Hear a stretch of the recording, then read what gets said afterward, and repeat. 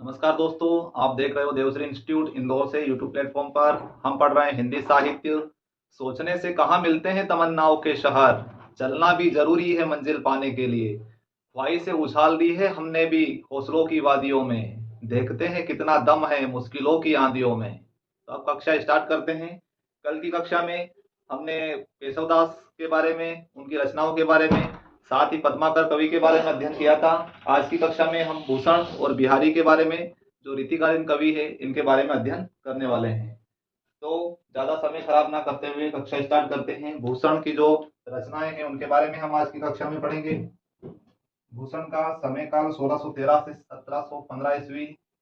भूषण चौथे कवि हैं। भूषण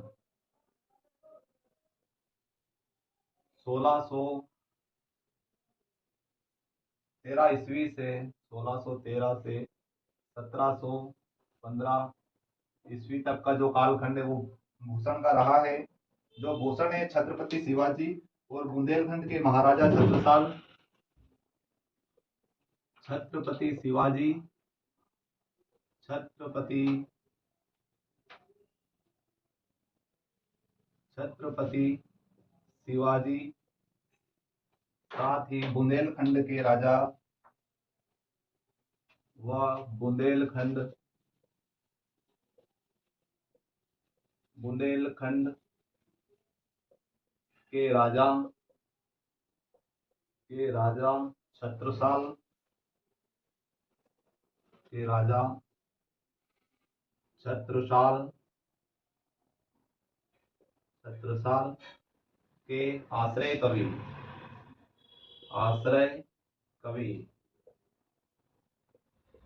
इसके बाद रीतिकाल के ऐसे कवि जिन्होंने वीर रस प्रधान रचनाओं के माध्यम से ख्याति प्राप्त की।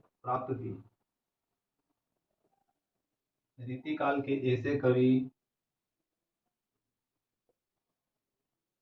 रीतिकाल के ऐसे कवि जिन्होंने जिन्होंने वीर रस प्रधान रचनाओं के माध्यम से वीर रस प्रधान रचनाओं के माध्यम से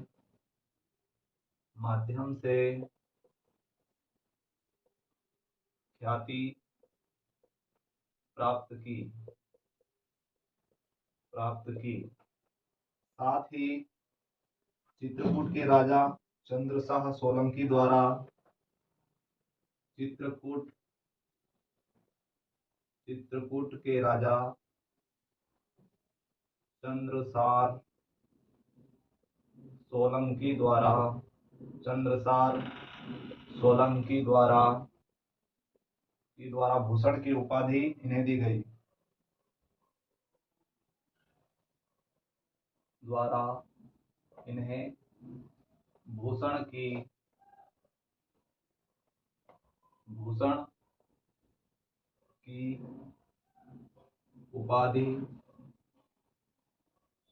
उपाधि दी गई।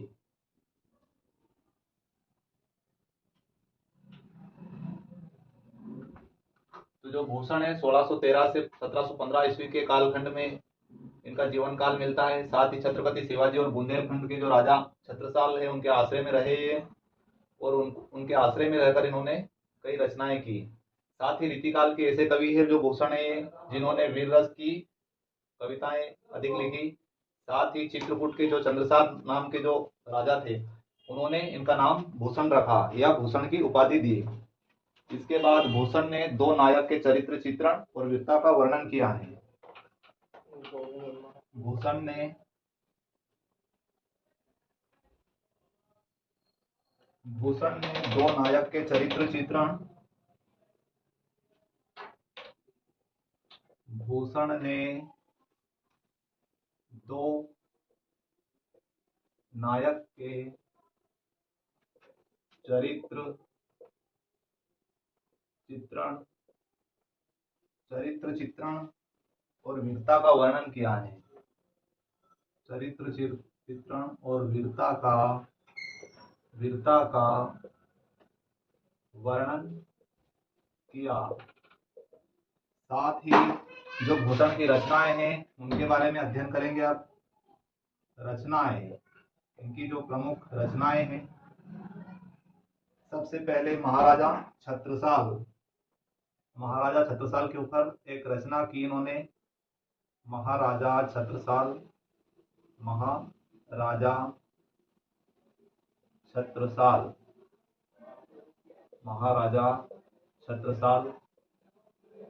की जो रचना की इन्होंने छत्रसाल दशक के नाम से। छत्रसाल जो दशक है वो महाराजा छत्रसाल के जीवन काल का वर्णन किया उसमें। साथ ही अगली इनकी रचना थी छत्रपति शिवाजी के बारे में। छत्रपति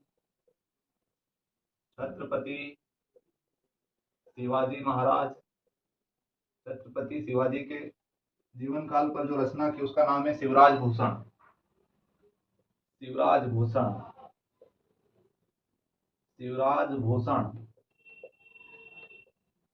भूषण जो रचना की है छत्रपति शिवाजी के जीवन काल के ऊपर लिखी हुई रचना है।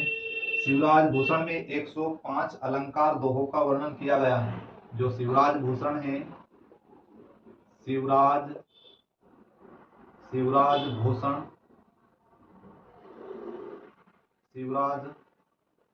भूषण में 105 अलंकार छंदों का वर्णन किया गया है।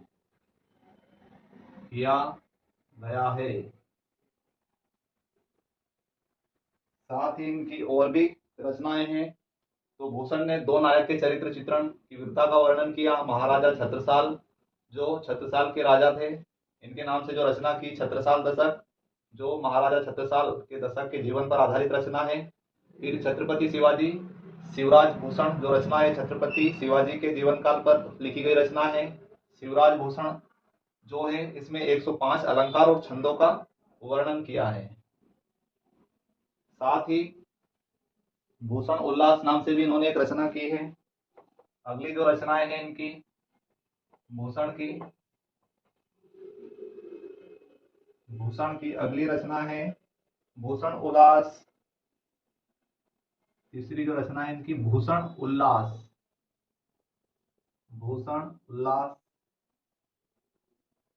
इसके बाद फिर इन्होंने अगली जो रचना की है उसका नाम है शिवा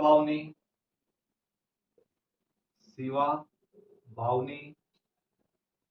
ये भी शिवाजी महाराज के जीवन काल पर आधारित रचना है। साथ ही भूषण हजारा। इसके बाद एक और इनकी रचना है दुसन्नो उल्लास।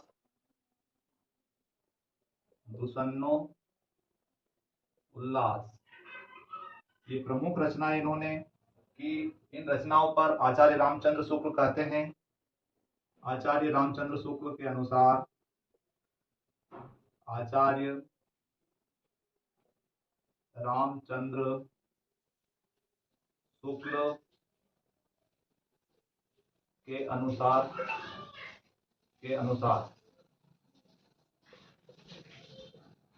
रामचंद्र शुक्ल ने कहा है, चूंकि कवि भूषण ने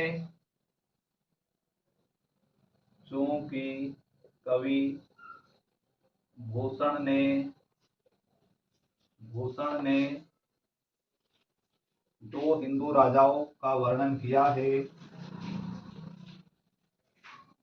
दो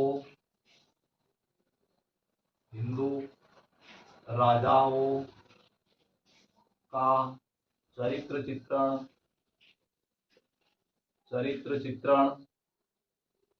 चित्रण किया है। इस आधार पर इसलिए इन्हें हिंदू जाति का इसलिए इन्हें इसलिए इन्हें हिंदू जाति का हिंदू जाति का कवि कहना चाहिए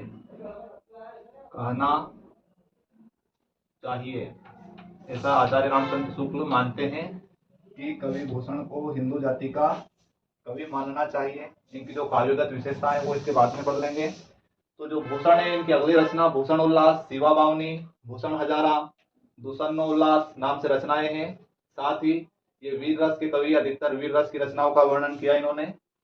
आचार्य रामचंद्र शुक्ल का कथन है कि ये जो कवि भूषण है, इन्होंने 2 हिंदू राजाओं का चरित्र चित्रण किया, इसलिए इन्हें हिंदू जाति का कवि कहना चाहिए, ऐसा आचार्य रामचंद्र शुक्ल कहते हैं।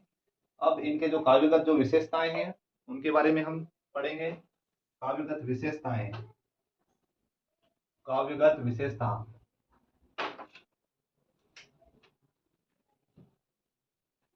काव्यगत विशेषता, काव्यगत विशेषताएं, जो भूषण की काव्यगत विशेषताएं हैं, ओजस्वी रचनाएं की इन्होंने, ओजस्वी रचनाएं, साथ ही भाषा में वीरता है इनकी, भाषा में वीरता का वर्णन। इसके अलावा समग्र हिंदू जनता द्वारा सराहे गए कवि, समस्त हिंदू जनता द्वारा सराहे गए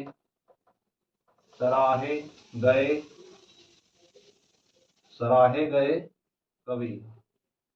तो जो भूषण है, इनकी काव्यगत की विशेषता है, ये ओजस्वी रचनाओं के लिए जाने जाते हैं। इन्होंने भाषा में वीरता का वर्णन किया है, साथ ही समस्त हिंदू जनता द्वारा सराहे गए कवि हैं। अधिकतर इन्होंने युद्धों का वर्णन किया है, जिन राजाओं के बारे में हमने पढ़ा था, छत्रसाल दशक और अगले जो थे शिवराज, जो महाराज जो थे शिवाजी, उनका वर्णन जो किया इन्होंने, उनके युद्धों का वर्णन किया है। अब अगले कवि है बिहारी के बारे में और उनकी रचनाओं के बारे में हम अध्ययन करेंगे। अब बिहारी के बाद में जो बाकी के बचे हुए हैं जो रचनाकार रीतिकाल के, उनका भी अध्ययन करना है हमें। तो बिहारी, अगले कवि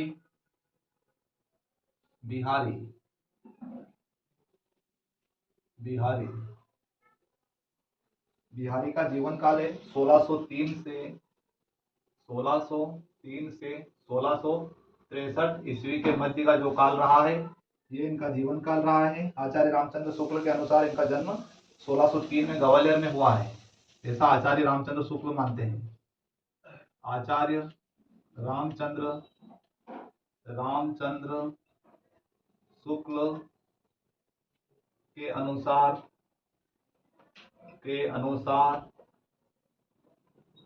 इनका जन्म 1603 ईस्वी में ग्वालियर 1603 में ग्वालियर में हुआ है, ऐसा आचार्य रामचंद्र शुक्ल का कहना है। साथ ही एकमात्र ग्रंथ या रचना की इन्होंने बिहारी सतसई के नाम से एकमात्र रचना की है, जिसका नाम है बिहारी सतसई।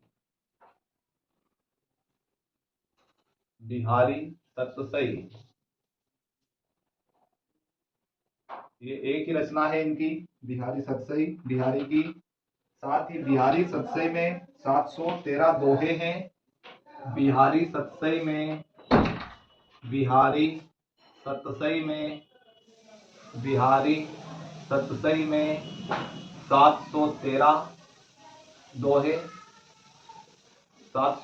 दोहे हैं। इसके अलावा 713 दोहे के अलावा यह जयपुर के राजा जयसिंह के आश्रय में रहकर रचना की गई है। यह जयपुर के राजा जय सिंह जयपुर के राजा जय सिंह के आश्रय में रहकर की गई रचना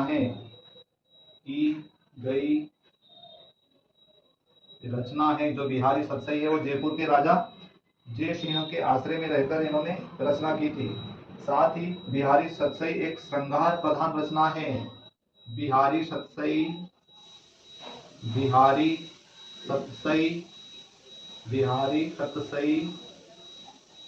एक श्रृंगार रस प्रधान रचना है। जो बिहारी सतसई है यह श्रृंगार रस प्रधान एक रचना है। तो बिहारी जी ने एक ही रचना की है। इनका जीवन काल 1603 से 1663 ईस्वी के मध्य का माना जाता है। आचार्य रामचंद्र शुक्ल के अनुसार इनका जन्म 1603 ईस्वी में ग्वालियर में हुआ था। एकमात्र रचना बिहारी सतसई, और बिहारी सतसई में 713 दोहे हैं। और जो ये रचना की गई है जयपुर के राजा जयसिंह के आश्रय में रहकर की गई है, जो कि एक श्रृंगार रस प्रधान रचना है बिहारी सतसई। साथ ही एक ऐसा मुक्तक काव्य जिसके एक एक दोहे को रत्न के समान माना गया है। साथ ही जो बिहारी सतसई जो रचना है इसके ऊपर अनेक कवियों ने अलग अलग रचनाएं लिखी हैं। सतसई के नाम से इसी के आधार पर इसी रचना को उन्होंने अपने अनुसार रचा है। साथ ही बिहारी जी के बारे में बहुत ही महत्वपूर्ण रचनाएं अलग अलग कवियों ने की है, परंतु बिहारी जी ने सिर्फ एक ही रचना की थी, बिहारी सतसई।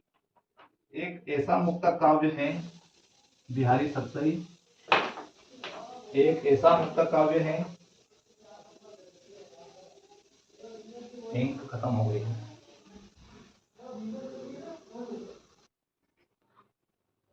तो बिहारी सतसई एक ऐसा मुक्तक काव्य है,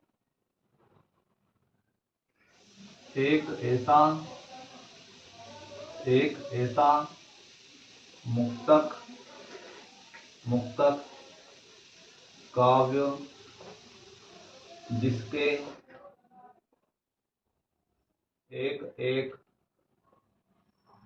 एक दोहे को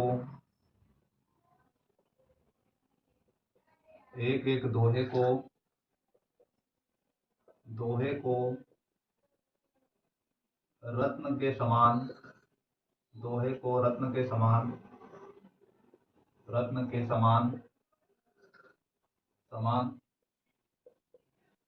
माना है। इसके अलावा बिहारी सतसई पर 50 से अधिक कवियों ने बिहारी सतसई पर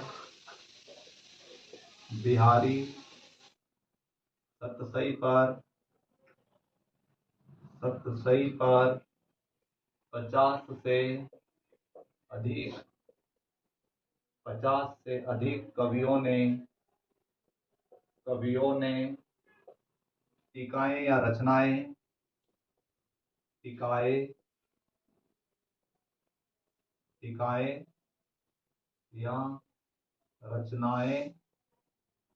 लिखी हैं।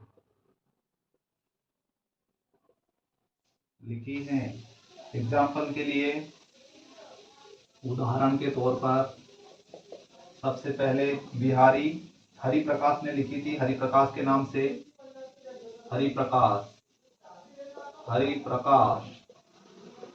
हरिप्रकाश नाम के जो कवि हैं इन्होंने हरिप्रकाश टीका लिखी। हरिप्रकाश टीका ये लिखी थी हरिप्रकाश ने, हरिप्रकाश के द्वारा लिखी गई हरिप्रकाश टीका बिहारी सतसई के बारे में। साथ ही अगली जो रचना है बिहारी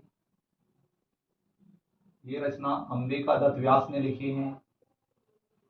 अंबिका दत्त व्यास, अंबिका दत्त व्यास के द्वारा बिहारी नाम से रचना लिखी गई। साथ ही अगली रचना जो है श्रृंगार सप्तशती, श्रृंगार सप्तशती नाम से जो रचना लिखी है पंडित परमानंद दास ने लिखी है। पंडित परमानंद दास, पंडित परमानंद दास ने जो रचना की है वो श्रृंगार सप्त नाम से की है। तो एक ऐसा मुक्तक काव्य है बिहारी सतसई जिसके एक एक दोहे में या दोहे को रत्न के समान माना है। बिहारी सतसई पर 50 से अधिक कवियों ने रचनाएं लिखी हैं। साथ ही उदाहरण के लिए हरिप्रकाश टीका हरिप्रकाश ने लिखी बिहारी नाम से, अंबिका दत्त व्यास ने लिखी, श्रृंगार सप्त के नाम से पंडित परमानंद दास ने लिखी। तो इस प्रकार बिहारी सतसई पर अनेक रचनाएं की गई। अब हम पढ़ने वाले हैं रीतिकाल या रीतिकालीन मुक्तक काव्य और रचनाकार। रीतिकालीन मुक्तक काव्य के रचनाकार के बारे में हमने नहीं पढ़ा था, अब उनके बारे में हम पढ़ने वाले हैं। रीतिकालीन रीतिकालीन रीतिकालीन रीतिकालीन मुक्तक काव्य के रचनाकार। मुक्तक काव्य, रीतिकालीन मुक्तक काव्य के रचनाकार रचनाएं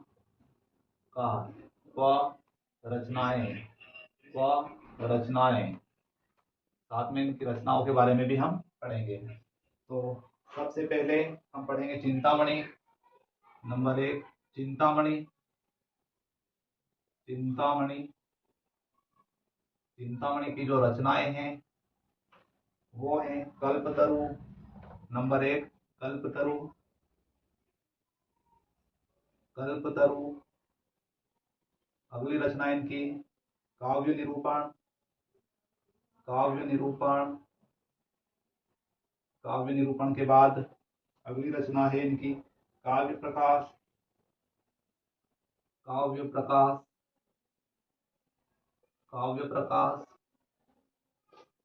श्रृंगार मंजरी।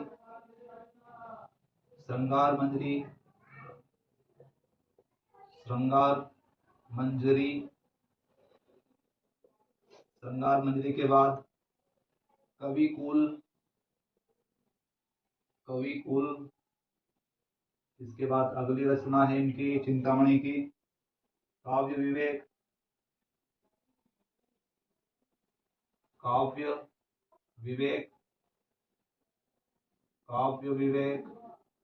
इसके बाद अगली रचना चिंतामणि की रस विलास।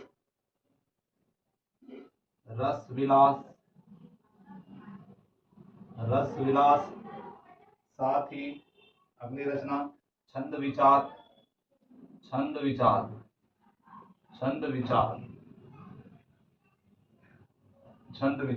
तो ये 8 रचनाएं चिंतामणि की महत्वपूर्ण है परीक्षा की दृष्टि से। कल्पतरु, काव्य निरूपण, काव्य प्रकाश, साथ ही श्रृंगार मंजरी, कविकुल, काव्य विवेक, रस विलास और छंद विचार।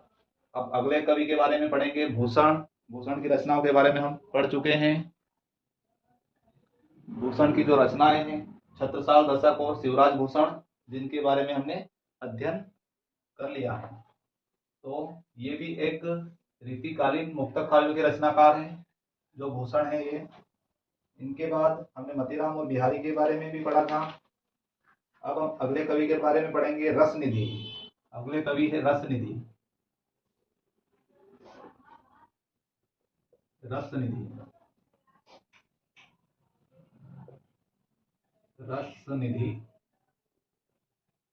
जो रसनिधि है इनकी प्रमुख जो रचनाएं हैं वो है विष्णुपद कीर्तन, गीति संग्रह, विष्णुपद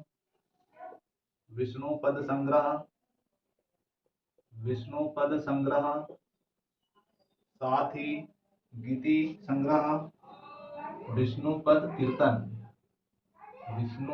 कीर्तन और गीति संग्रह।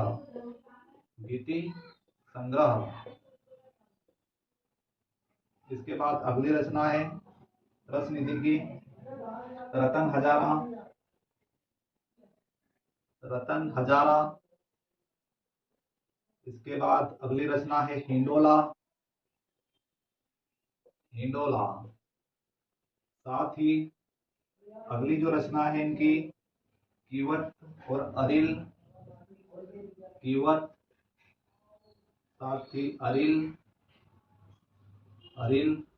एक और रचना इन्होंने की है सतसई। सतसई। तो ये 7 रचना इनकी जो महत्वपूर्ण है वो है विष्णुपद कीर्तन रस निधि की, भीति संग्रह, रतन हजारा, हिंडोला, कवित्त, कीवत और अरिल और सतसई। तो ये 7 रचनाएं हैं इनकी। इनके बाद जसवंत सिंह के बारे में हम पढ़ चुके थे, पर उनकी रचनाएं बाकी हैं, उनके बारे में हम अध्ययन करेंगे। जसवंत सिंह की जो रचना है भाषा भूषण। जसवंत सिंह। अगले जो कवि हैं जसवंत सिंह। जसवंत सिंह। जसवंत सिंह। जसवंत सिंह। इनकी जो रचनाएं हैं भाषा भूषण। भाषा भूषण। भाषा भूषण। साथ ही अगली जो रचना है आनंद विलास। आनंद विलास। इसके बाद अगली रचना है इनकी आनंद विलास के बाद सिद्धांत बोध। सिद्धांत बोध। सिद्धांत बोध। सिद्धांत बोध। जसवंत सिंह की जो रचना है अगली अनुभव प्रकाश। अगली जो रचना है इनकी अनुभव प्रकाश। अनुभव प्रकाश। इसके बाद अगली रचना अपरोक्ष सिद्धांत। अपरोक्ष सिद्धांत। अपरोक्ष सिद्धांत। सिद्धांत। अपरोक्ष सिद्धांत के बाद में स्फुट छंद। स्फुट छंद। ये रचनाएं जसवंत सिंह की हैं। जसवंत सिंह की रचना भाषा भूषण, आनंद विलास, सिद्धांत बोध, अनुभव प्रकाश, उपरोक्ष सिद्धांत, अपरोक्ष सिद्धांत और स्फुट छंद, ये 6 रचनाएं महत्वपूर्ण है इनकी। कल की कक्षा में हम जो बचे कवि कलपति, कुलपति, मंडन, साथ ही आलम आदि जो कवि हैं इनके बारे में और इनकी रचनाओं के बारे में कल की कक्षा में अध्ययन करेंगे। ये कक्षा आपको कैसी लगी लाइक और शेयर अवश्य करिए। अगर कक्षा अच्छी लगी हो तो लाइक अवश्य करिए। धन्यवाद। जय हिंद।